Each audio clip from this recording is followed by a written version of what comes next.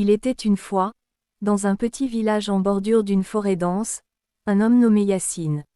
Il menait une vie simple, passant ses journées à couper du bois pour les villageois et s'assurer que sa famille ne manquait de rien.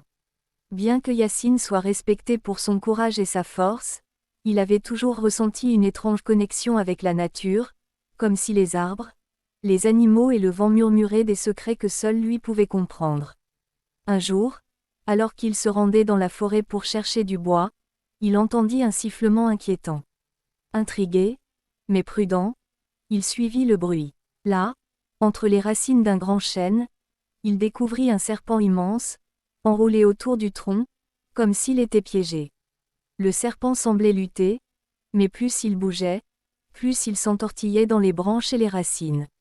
Yacine savait que les serpents étaient dangereux et que, dans son village, personne n'aurait pris le risque de s'approcher d'un tel animal. Pourtant, au lieu de fuir ou d'attaquer, Yacine sentit une étrange forme de compassion envers la créature. Il s'approcha lentement, prenant soin de ne pas effrayer l'animal. Le serpent se tendit, prêt à attaquer, mais Yacine tendit ses mains, montrant qu'il ne voulait pas lui faire de mal. Avec des mouvements lents et délicats, il défit les branches qui emprisonnaient le serpent. Une fois libéré, l'animal se redressa et fixa Yacine de ses yeux jaunes et brillants. Un long silence suivit, puis, contre toute attente, le serpent hocha lentement la tête, comme pour remercier l'homme, avant de s'éloigner, disparaissant dans l'épaisseur de la forêt. Yacine, un peu troublé, rentra chez lui et raconta l'histoire à sa famille. Certains le félicitèrent pour son courage, d'autres lui dirent qu'il avait pris un risque insensé, car les serpents étaient perfides et dangereux.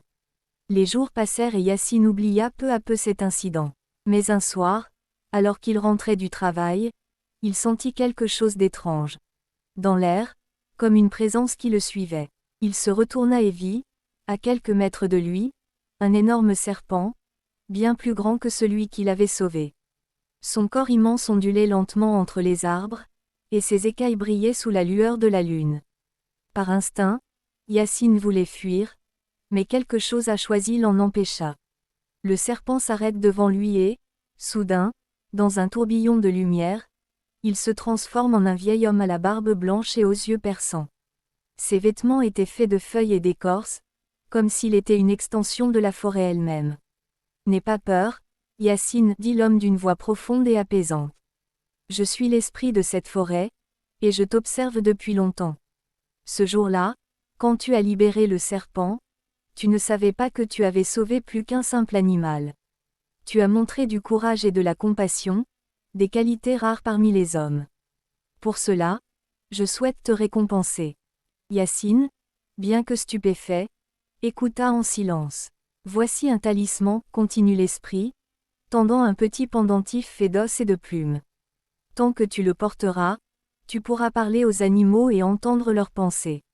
Ils viendront à votre aide quand vous en aurez besoin. Mais souviens-toi, ce pouvoir n'est pas à utiliser à la légère. Tu dois toujours agir avec sagesse et respect pour la nature. » Yacine accepte le talisman avec humilité. L'esprit a disparu dans un nuage de fumée, ne laissant derrière lui que le silence de la nuit. Dès lors, Yacine porte le talisman autour de son cou, et bientôt, il réalise que le don de l'esprit était bien réel. Il pouvait comprendre les chants des oiseaux, les murmures des arbres, et même les pensées des créatures les plus redoutables.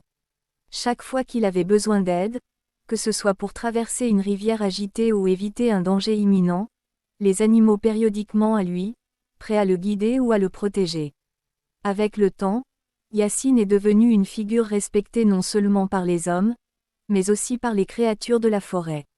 Son lien avec la nature devenu légendaire, et les villageois racontaient son histoire avec émerveillement. Certains disaient même que Yacine était devenu un protecteur de la forêt, un homme qui avait su, par un simple acte de bonté, gagner la confiance de la nature elle-même.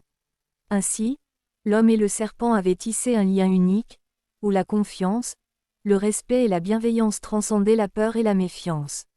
Yacine a vécu le reste de sa vie en harmonie avec la nature, et son histoire se transmet de génération en génération, comme un rappel que parfois, un petit geste de compassion peut transformer une vie entière.